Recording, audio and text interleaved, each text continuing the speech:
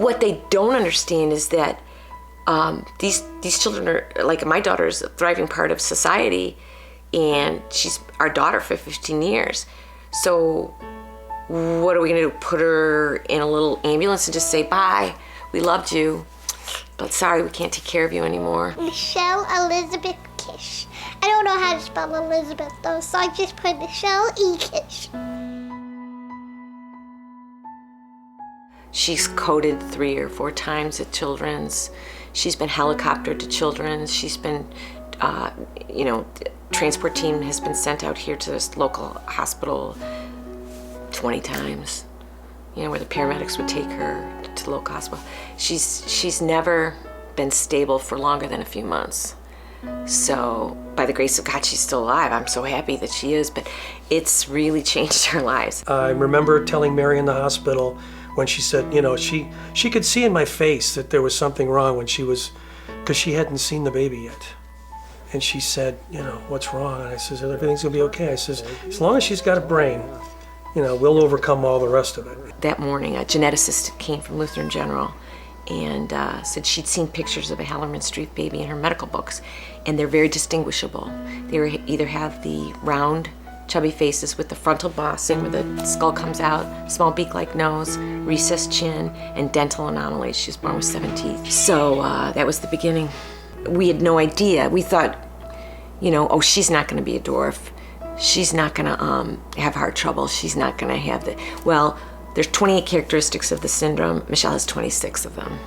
We brought her home from the NICU at 10 days old, only to know that we had to come back for the cataract surgery.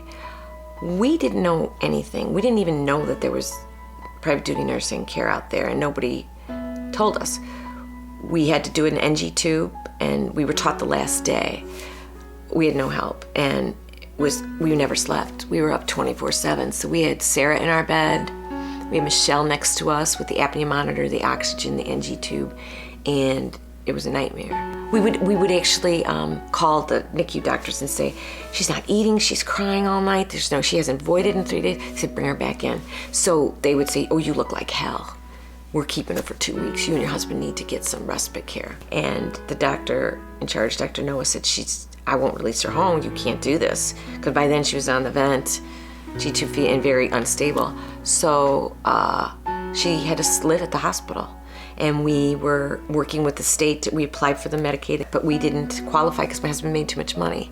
Long story short, we had to get a lawyer. And after about 4 months of that, they finally came to a solution and we got the nursing. But it was crazy. Big breath.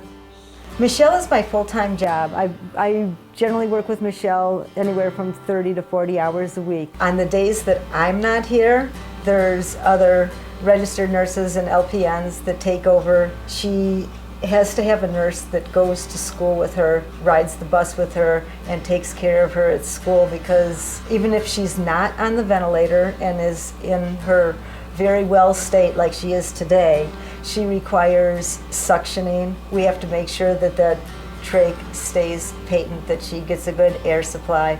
She has to be tube fed. Her stomach only holds 70 cc's. It's a very small amount, so her feeding has to go in at a small rate over a period of time. And at night, she gets a continuous tube feeding because the boluses that we can give her during the day aren't enough. So she gets a continuous feeding during the night so that we don't overtax her small stomach, but yet meet her nutritional needs. She's been with me since I was 7, which was the end of kindergarten. I know when you think of a child on mechanical ventilation,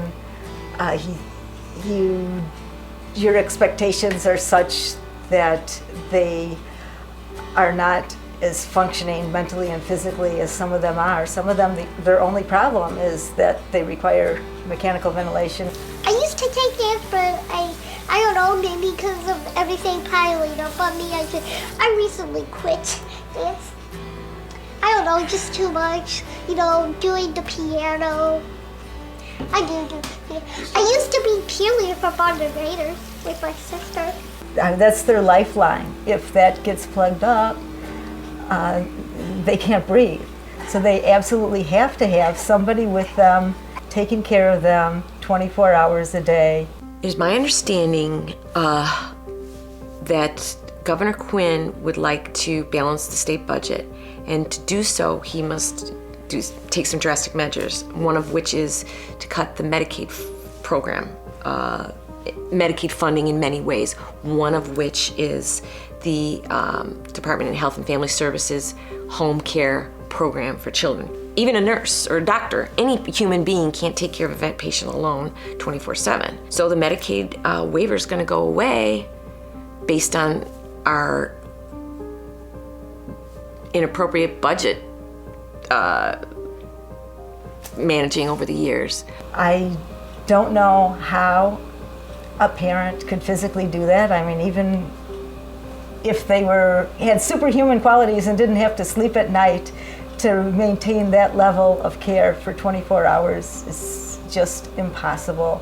I don't think the people who are in charge of renewing this Medicaid waiver truly understand how much this would impact the people's lives that it does, and how much it would change them and make them disasters, because my sister living away from her family is unheard of.